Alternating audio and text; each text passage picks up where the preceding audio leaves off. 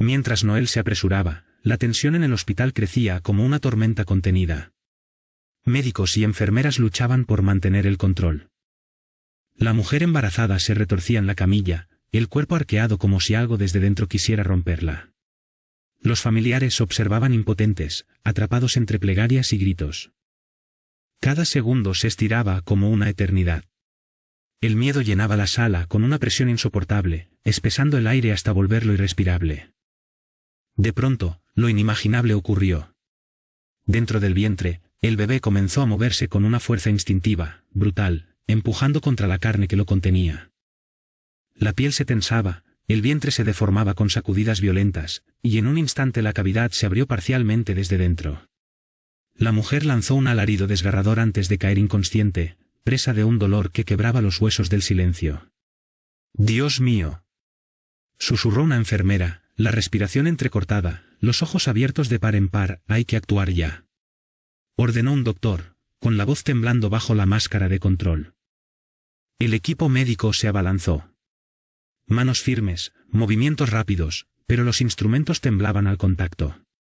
Intentaban contener los espasmos de la criatura mientras luchaban por mantener viva a la madre. Cada jadeo, cada grito cortante, cada sacudida del cuerpo convertían la sala en un espacio de terror insoportable. «Su vida depende de nosotros, no podemos fallar», exclamó un médico, con el sudor resbalándole por la frente mientras extraía cuidadosamente al bebé. El cordón umbilical se tensó y fue cortado de inmediato. La madre permanecía inmóvil, desvanecida sobre la camilla. Reconstruyeron, suturaron, cortaron y retiraron el tejido dañado por los intentos del bebé de salir a la fuerza. Sabían que cada segundo era vital para la vida de ambos. El pequeño se movía débilmente.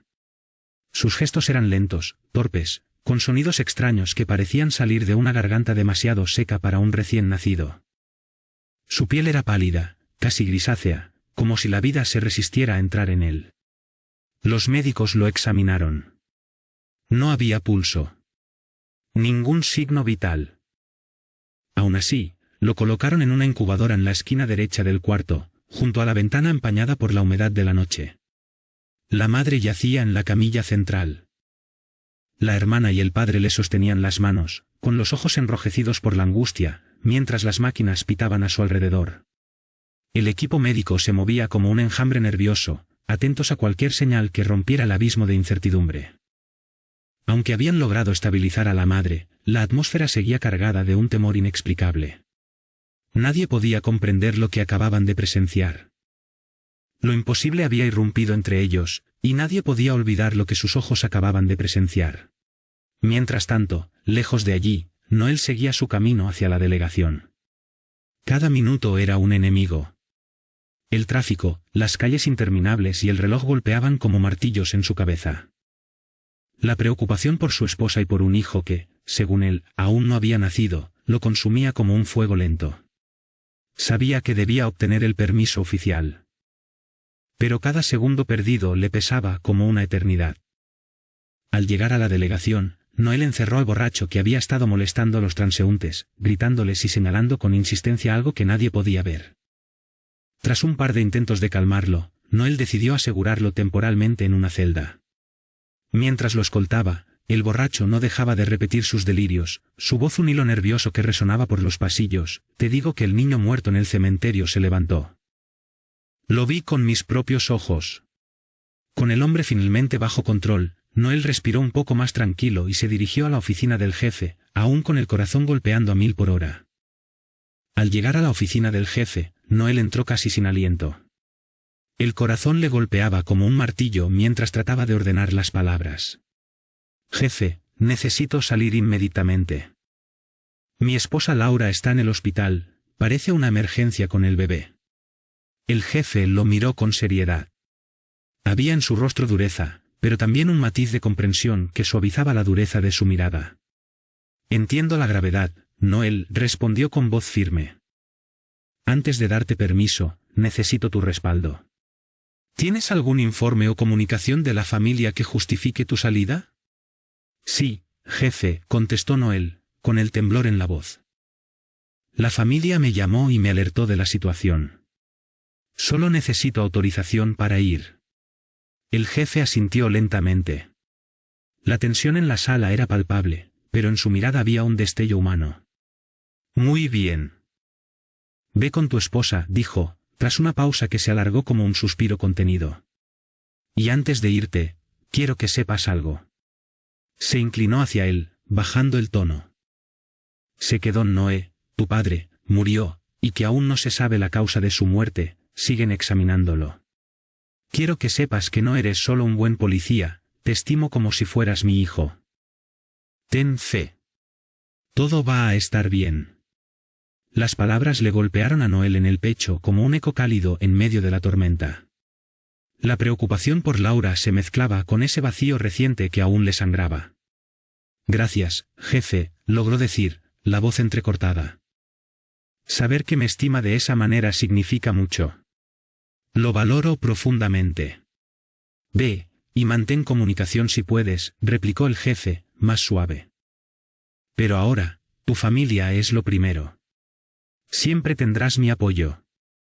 Noel asintió, conmovido y agradecido. La angustia no se había ido, pero aquel afecto llenaba, aunque fuera por un instante, la grieta que había dejado su padre. Salió de la oficina con pasos apresurados, como si el tiempo lo persiguiera. Mientras tanto, en el hospital, el personal médico terminaba de examinar a la madre.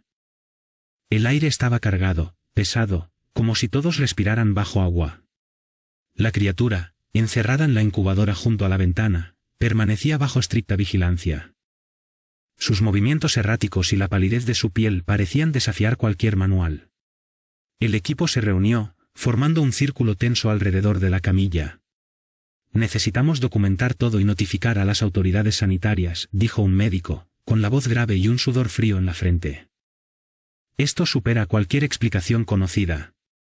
Comenzaron a redactar informes, revisar protocolos, llenar registros clínicos. Cada detalle debía quedar escrito, como si al ponerlo en papel lograran entender lo imposible. La tensión flotaba en el aire, oprimiendo cada mirada. Todos sabían que lo que habían presenciado no pertenecía a la medicina, ni siquiera al sentido común. Era un recordatorio brutal de que algo extraordinario acababa de abrirse camino entre ellos. Mientras los médicos deliberaban sobre el informe de lo ocurrido, en el depósito de difuntos reinaba un silencio absoluto, un silencio tan pesado que parecía presionar los pulmones. El forense, solo en la sala, terminaba de revisar un cuerpo mientras anotaba con pulso cansado los últimos detalles del informe.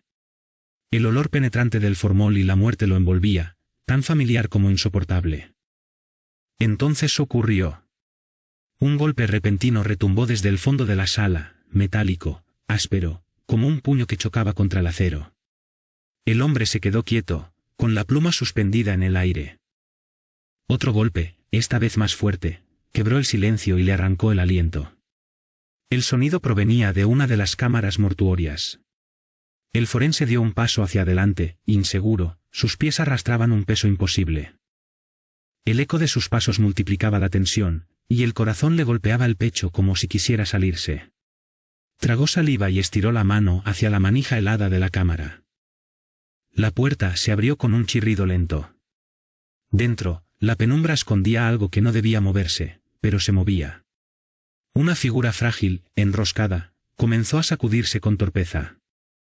Un cuerpo que debía estar muerto ahora hacía ruidos con su garganta. El terror se expandía en silencio. Y el oyente quedaba atrapado en la certeza de que lo peor apenas comenzaba.